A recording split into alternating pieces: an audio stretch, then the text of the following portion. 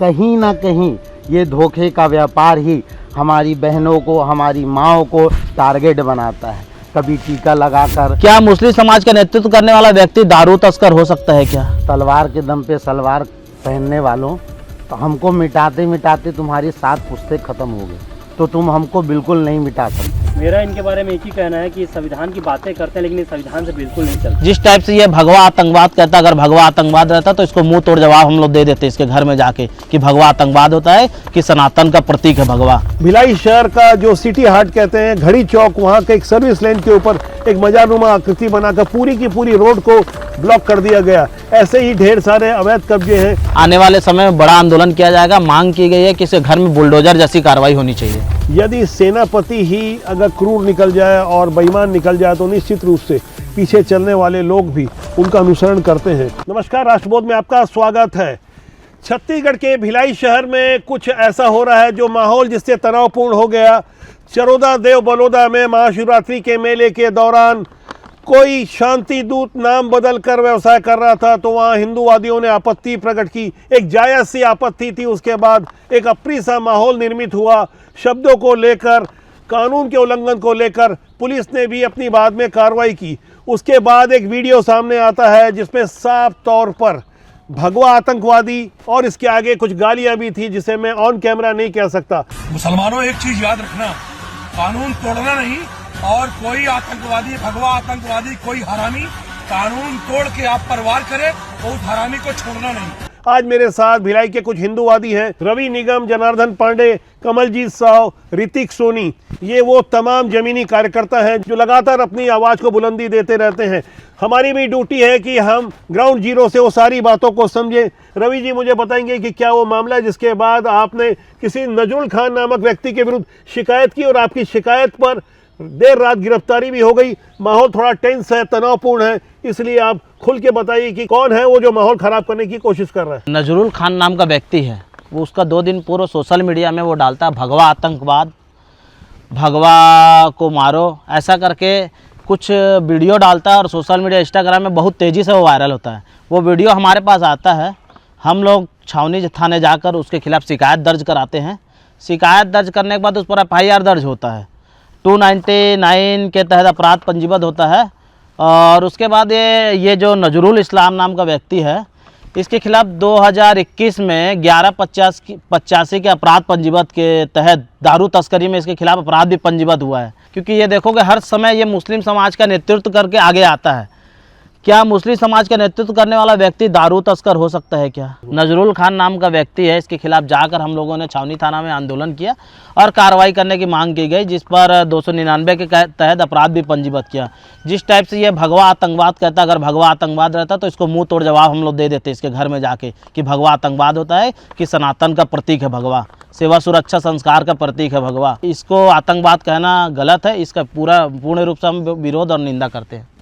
एक वर्ग विशेष साथ में खड़ा है। मुझे अच्छी तरह से याद है, बरेली में कोई घटना घटी, उसे लेकर छत्तीसगढ़ के सिर्फ भिलाई में ही आई लव मोहम्मद के नाम पर कुछ लोगों का जमावड़ा होता है। उसके बाद तनावपूर्ण हालात निर्मित होते हैं और आखिरकार पुलिस को हस्तक्षेप करना पड़ता है और सेक्टर 6 मस्जिद के बाहर से वो पोस्टर बैनर हटाना पड़ता है। पुलिस तो अपनी ड्यूटी कर रही है। महाराज जी, आप तो पंडित हैं, लोगों को आप संदेश देते हैं कुछ बेहतर करने का। इस टाइप के लोग जब समाज में आते हैं तो आप इनके लिए क्या कहना चाहेंगे? इस टाइप के वीडियो किस तरह से अमन चैन को ख़राब करते हैं?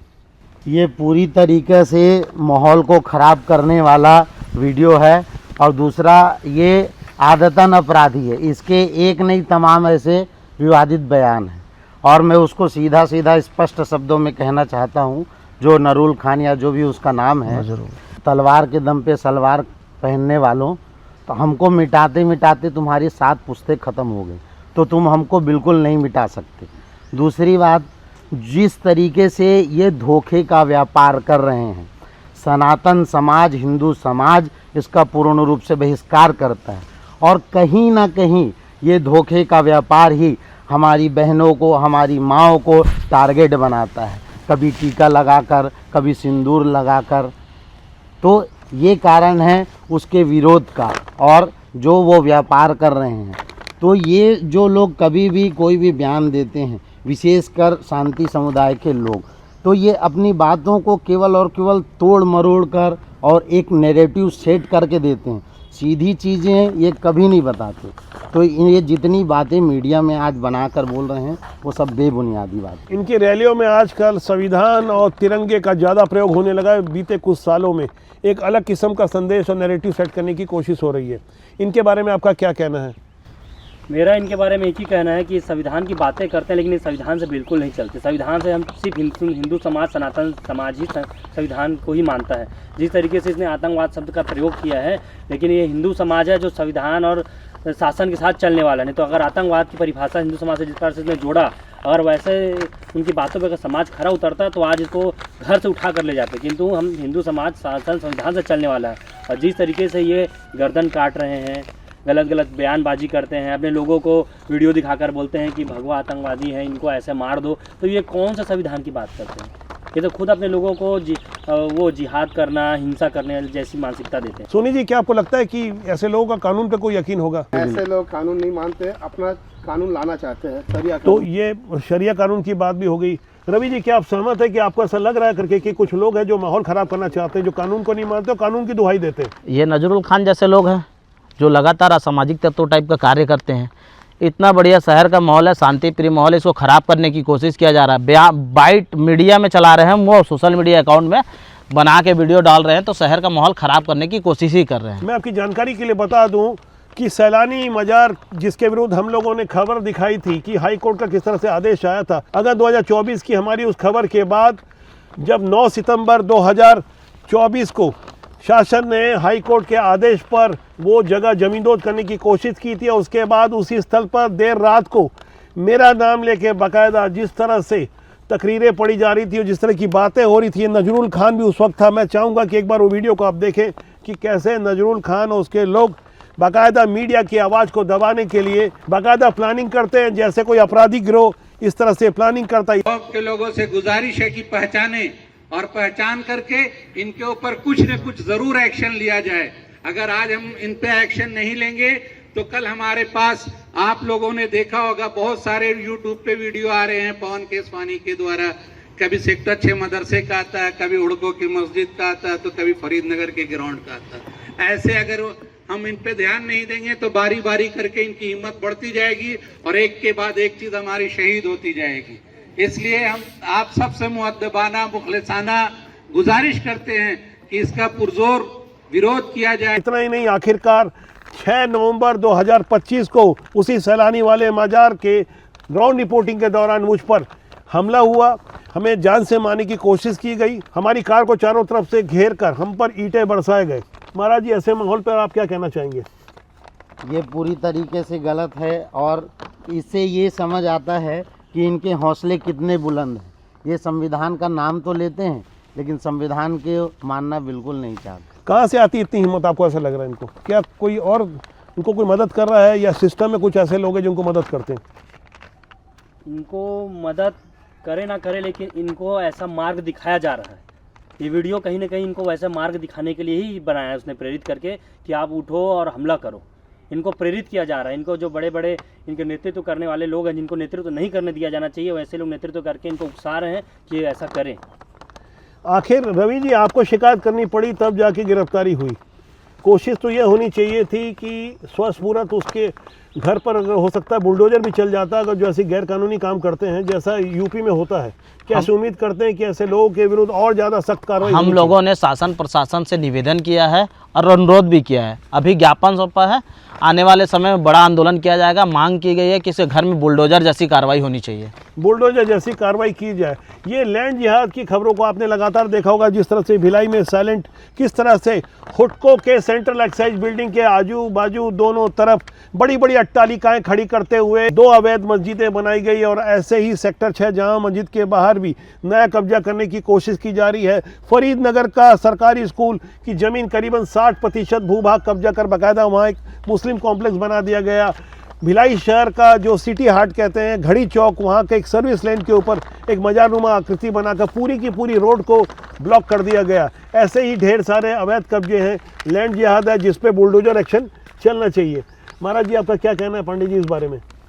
मेरा कहना ये है कि जिस प्रकार से यूपी में आज बुलडोजर की कार्रवाई हो रही है, वहाँ अभी अब छत्तीसगढ़ में वर्तमान में बुलडोजर की कार्रवाई की बहुत आवश्यकता है। आवश्यकता तो है, लेकिन क्या लगता है आपको मौजूदा हालात में कि खाली आवश्यकता को आप बताते रहेंगे और कुछ होगा भी? क्या लग रहा है आपको? मौजूदा हालात है जिसके कारण यहाँ बुलडोजर कार्रवाई की सख्त आवश्यकता पड़ रही है। आवश्यकता है, लेकिन कैसे होगी? क्या लग रहा है? आप लोग शासन से मांग कर रहे हैं, उम्मीद करते हैं मौजूदा सिस्टम से आप कि बुलडोजर एक्शन होगा कुछ? पहले भी कई बार मांग की गई है, बहुत सारे ऐसे घटनाएं हुई। ऐसी घटना यहाँ भिलाई दुर्ग में पहला नहीं है। कई बार गाय का सिर काटा जाना, गाय गौ हत्या होना, गाय के साथ दुर्व्यवहार होना, ये अछूता नहीं है भिलाई दुर्ग इससे। लेकिन ऐसे कोई भी घटना अभी तक बड़ा एक्शन नहीं लिया गया है। मैं उम्मीद करता हूँ इस बार कि कुछ इस प्रकार का कुछ बड़ा एक्शन लिया जाए। सोनी जी, आपका क्या कहना है इस बारे में? जहाँ सांस है वहीं आस है। जहाँ सांस है वहीं आस है, ये एक दार्शनिक जवाब था और काफ़ी गहरी बातें इन्होंने रखी। रवि जी, आपको एक फायर ब्रांड हिंदू नेता के रूप में जाना जाता है। आप समय समय पर विभिन्न मुद्दों पर लेकर काफ़ी एग्रेसिव होते हैं। आप कैसा महसूस कर पा रहे हैं कि आप यहीं की आबो हवा में पले बड़े हैं? ये माहौल अभी कुछ समय से खराब होना शुरू हुआ या पहले से आप देखते आ रहे हैं? ये क्या है, लगातार 4-5 सालों से देखा जा रहा है कि सोशल मीडिया में विशेष समुदाय द्वारा अलग अलग लोगों द्वारा टिप्पणी की जा रहा है। हमेशा हिंदू समाज को ही टारगेट किया जा रहा है। तो हिंदू समाज भी अब उतर गया है, मुंह तोड़ जवाब दे रहा है, जिसके समाज अभी देख रहा है। भाई, हिंदू समाज तो बहुसंख्यक है, खासकर मैं भिलाई की अगर बात करूं, इसके बावजूद आपको ऐसे क्यों आप लगता है? बोल रहे हैं जैसे हिंदू समाज बहुसंख्यक हो, मेरे को तो नहीं लगता है, क्योंकि हम लोग सिर्फ कागजों में बहुसंख्यक है।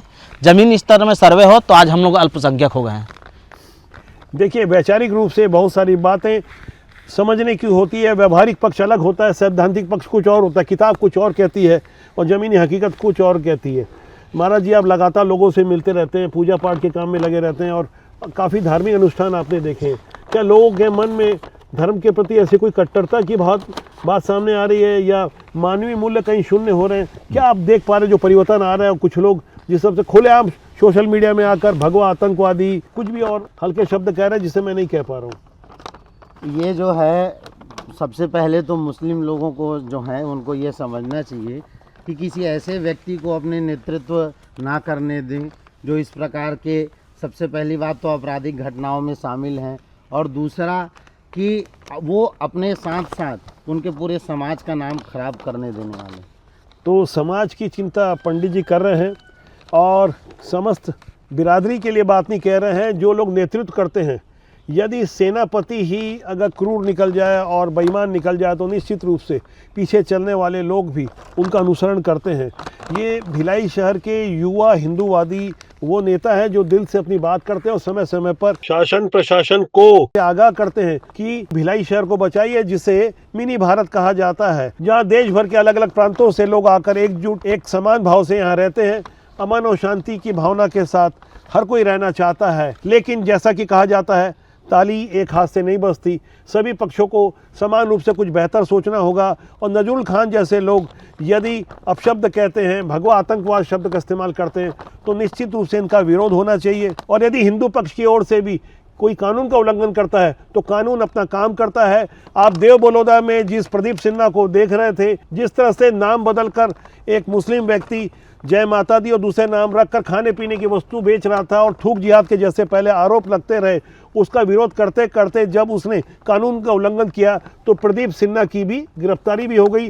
नजरुल के साथ साथ दोनों पक्षों की गिरफ्तारी हुई। कानून अपना काम कर रहा है। आम जनता को सोचना होगा। आप यदि कमेंट करके इन सब बातों को लिखेंगे तो निश्चित रूप से आपका मार्गदर्शन इस राष्ट्रबोध के जनमंच को काफ़ी आगे तक वो संदेश पहुंचाने में कारगर साबित होगा। आप सभी का हृदय से धन्यवाद। राष्ट्रबोध आपका अपना जनमंच है जिसका सूत्र वाक्य है, राष्ट्रीय सर्वोपरि, प्यार दीजिए, प्यार बांटिए। नमस्कार।